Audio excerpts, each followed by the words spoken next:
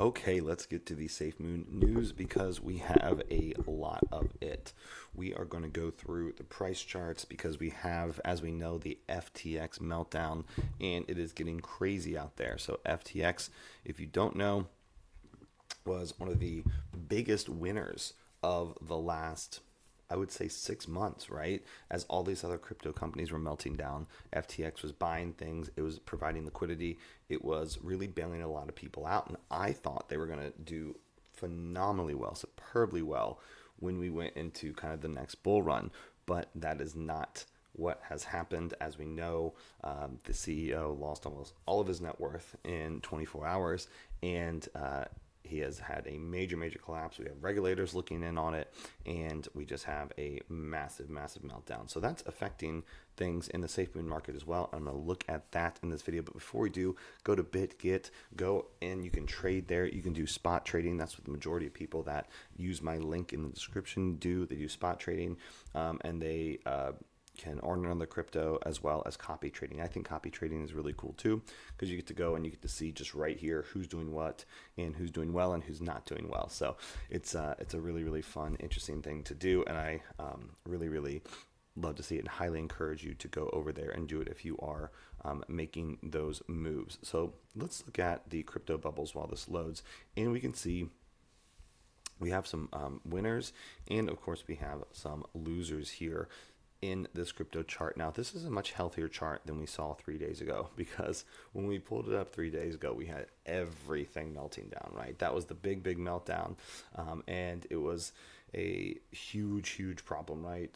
Billions of dollars were wiped out, and that was just one of the many things that we had to deal with last week in the crypto world, or a couple days ago in the crypto world, technically last week since it was last week. But what you see right here is you see some price growth, some growth in these prices, and that's what we really love to see, because it shows that we are getting a price chart in a crypto market that is recovering even so slowly from their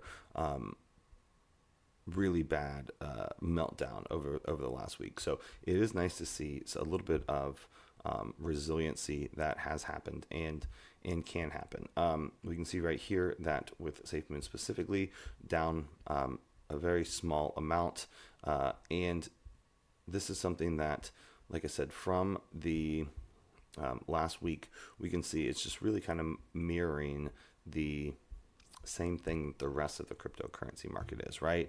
It's really mirroring kind of that same projection of losing a lot of steam, losing a lot of money, but that's okay. It's one of those things that I think, not to give financial advice or anything, but it gives you an opportunity to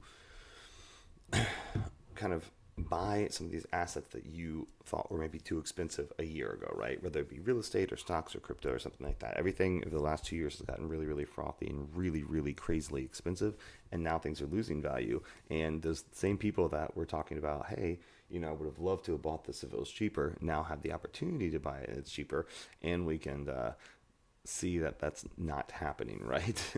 It's very easier said than done, right? When things are going up, you want to invest and you wish you would have invested, but when things are going down, you think, oh no, this is not safe, I'm not going to do it. So we can see right here on the Safemoon lowdown, we have the wallet updates for the Android, so swap v3 prices, the ER20 collectible should now display properly, bug fixes and improvements, so tacos for that, which is very good. We have the SOS update, Safemoon 3.0 is ready to test on iOS. This is beta, and this is built, which is great. The beta is built, so please back up any recovery phrases securely offline before proceeding. Additional logic and bug fixes to the UI UX for login and registration.